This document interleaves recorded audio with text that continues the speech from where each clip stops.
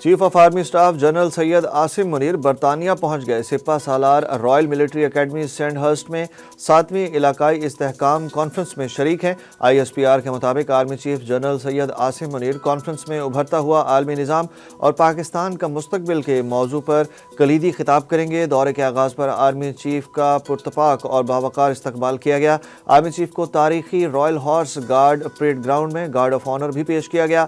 ISPR نے بتایا کہ اپنے دورے کے دوران آرمی چیف برطانیہ کی سول اور فوجی قیادت سے ملاقات کریں گے۔ علاقائی استحکام کانفرنس میں پاک برطانیہ عسکری سطح پر مکالمے کے لیے ایک اہم پلیٹ فارم ہے۔ کانفرنس ہر سال تعاون کو فروغ دینے کے لیے منعقد کی جاتی ہے۔ مریم نواز نے پنجاب میں الیکٹرک بسوں کے منصوبے کے افتتاح پر پھر سابق PTI حکومت کو دھو ڈالا۔ وزیر اعلیٰ پنجاب نے کہا کہ عمران خان جو سزا بھگت رہے ہیں اس کے پیچھے بہت سی وجوہات ہیں۔ میں نے وزارت اعلیٰ کی کرسی کو اپنی ذات کے لیے استعمال نہیں کیا۔ ملک میں جدت اور ترقی صرف مسلم لیگ نون کے دور میں آئی، باقی ادوار میں تو صرف دنگا فساد ہوتا رہا۔ گوگی اور پنکی نے تو ماضی میں صرف کرپشن کے ریکارڈ قائم کیے۔ ان کا کہنا تھا کہ میں نے وزیر اعظم شہباز شریف سے کبھی کوئی منصوبہ نہیں مانگا، دیگر صوبے زیادہ منصوبے لے جاتے ہیں۔ مریم نواز نے کہا کہ الیکٹرک بس کا کرایہ 20 روپے سے لے کر 35 روپے تک ہوگا، جو تمام صوبوں کے مقابلے میں سب سے کم ہے، اور 27 بسیں کل سے سڑکوں پر موجود ہوں گی۔ اگست میں 500 الیکٹرک بسیں پنجاب میں جائیں گی۔ تمام بسوں میں free wi fi, mobile charging, خواتین کی ہراسمنٹ روکنے کے لیے CCTV کیمرے نصب کیے گئے ہیں۔ نواز شریف کے PTI پر تنقید کے تیر، کہتے ہیں مصنوعی سیاسی بحران پیدا کرنے کی کسی کوشش کو کامیاب نہیں ہونے دیں گے۔ ایک گروہ سنجیدہ مذاکرات اور سیاسی افہام و تفہیم کی صلاحیت نہیں رکھتا۔ پاکستان کے عوام کسی کو تعمیر و ترقی کے سفر میں رکھنا ڈالنے اور مصنوعی سیاسی بحران پیدا کرنے کی کسی کوشش کو کامیاب نہیں ہونے دیں گے۔ سینیٹ میں مسلم لیگ نون کے پارلیمانی party leader senator Irfan Siddiqui سے ملاقات میں انہوں نے کہا کہ پارلیمنٹ کے اندر اور باہر ان عناصر کے عزائم کو بے نقاب کرنا چاہیے جو انتشار پھیلانے اور عدم استحکام پیدا کرنے کی کوشش کر رہے ہیں۔ لاہور ہائی کورٹ نے چیئرمین نادرا کو عہدے سے ہٹانے کا سنگل بینچ کا فیصلہ کالعدم قرار دے دیا۔ لاہور ہائی کورٹ کے جسٹس چودھری اقبال اور جسٹس احمد ندیم ارشد پر مشتمل 2 رکنی بینچ نے chairman NADRA lieutenant general Munir افسر کو عہدے سے ہٹانے سے متعلقہ سنگل بینچ کا فیصلہ کالعدم قرار دے کر وفاقی حکومت کی انٹرا کورٹ اپیل منظور کر لی۔ وفاقی حکومت نے سنگل بینچ کے فیصلے کو ہائی کورٹ میں چیلنج کیا تھا۔ حکومت کا ملک کی تاریخ کا سب سے بڑا وزیر اعظم رمضان ریلیف پیکج دینے کا فیصلہ، 39 لاکھ خاندانوں کو نقد رقم دینے کی تجویز زیر غور۔ پیکج کے تحت ہر مستحق خاندان کو ایک بار 5,000 روپے کی نقد امداد دینے کی تجویز پر غور جاری۔ وزیر اعظم نے رمضان پیکج کی سمری منظوری کے لیے وفاقی کابینہ میں پیش کرنے کی ہدایت کر دی۔ علی امین گنڈا پور نے عمران خان کی ترسیلات زر بائیکاٹ کال کی نفی کر دی۔ کہا اوورسیز پاکستانی بینک آف خیبر کے ذریعے پیسے بھجوائیں۔ کرم کے معاملے پر وزیر اعلیٰ KPK نے کہا کہ کرم معاملہ زمین کا نہیں فرقہ وارانہ تنازع ہے جس میں بیرونی قوتیں پوری طرح ملوث ہیں۔ ہم حقیقت سے اپنے آپ کو پیچھے کیوں ہٹاتے ہیں؟ کرم میں جو ہو رہا ہے یہ فرقہ واریت ہے جس میں عالمی اور بیرونی قوتیں پوری طرح انویسٹمنٹ کر رہی ہیں۔ انہوں نے دعویٰ کیا کہ کرم میں امن و امان خراب کرنے والوں کی نشاندہی ہو گئی ہے، فسادات میں ملوث افراد کو نہیں چھوڑیں گے اور ان کے خلاف کارروائی ہوگی۔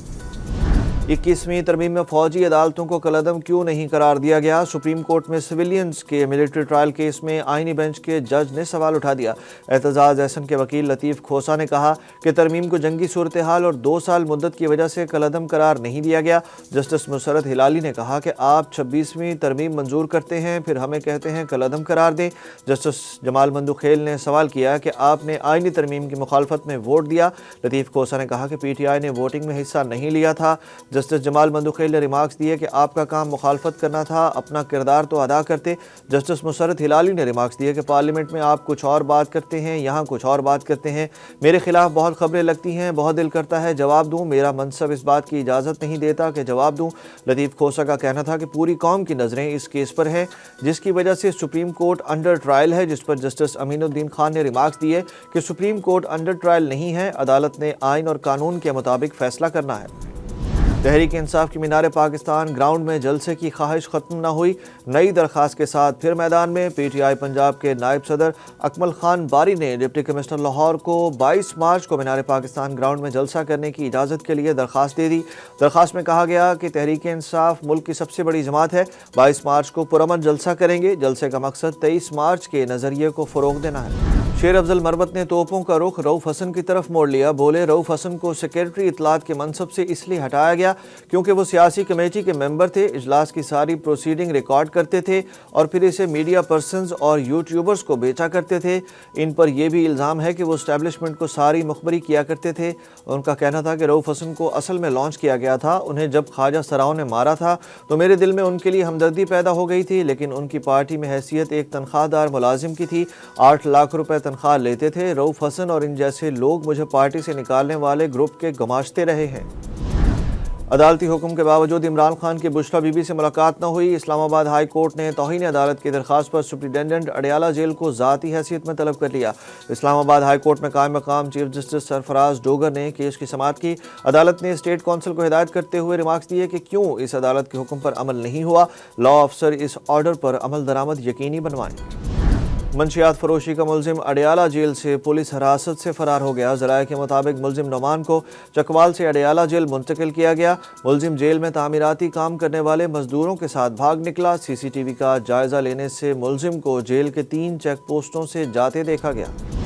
मोदी का दौरा अमेरिका काम न आया। डोनाल्ड ट्रंप ने इंडिया को फंडिंग बंद कर दी। अमेरिकी हुकूमत के अखराजात कम करने के लिए बनाए गए इदारे के मुताबिक अमेरिका की तरफ से भारत में वोटरों की तादाद बढ़ाने के लिए $21 मिलियन की फंडिंग होती थी, जिसे बंद किया गया है। अमेरिकी सदर डोनाल्ड ट्रंप ने कहा कि हम $21 मिलियन का फंड भारत को क्यों दे रहे हैं, उनके पास हमसे ज़्यादा पैसा है। इंडिया दुनिया में सबसे ज़्यादा टैक्स आयद करने वाला मुल्क है। भारत के साथ बांग्लादेश और नेपाल की फंडिंग भी बंद कर दी गई। वनडे रैंकिंग में बाबर आजम से नंबर 1 पोजीशन छिन गई। भारतीय बैटर पहली पोजीशन पर आ गया। ICC वनडे प्लेयर्स की रैंकिंग के मुताबिक भारत के शुभमन गिल वनडे के नंबर 1 बैटर बन गए, जबकि पाकिस्तान के साबिक कप्तान बाबर आजम 1 दर्जा तनज़्ज़ुली के बाद अब दूसरे नंबर पर चले गए हैं। पाकिस्तान के फ़खर जमान 1 दर्जा तनज़्ज़ुली के बाद 14वें और कप्तान मोहम्मद रिजवान 6 दर्जे बेहतरी के बाद 15वें नंबर पर पहुँच गए। बॉलर्स की रैंकिंग में श्रीलंका के महेश थिक्शाना नंबर 1 बॉलर, जबकि राशिद खान 1 दर्जा तनज़्ज़ुली के बाद दूसरे और शाहीन आफरीदी 1 दर्जा तनज़्ज़ुली के बाद 5वें पोजीशन पर आ गए। ऑलराउंडर्स में अफगानिस्तान के मोहम्मद नबी की पहली पोजीशन बरकरार।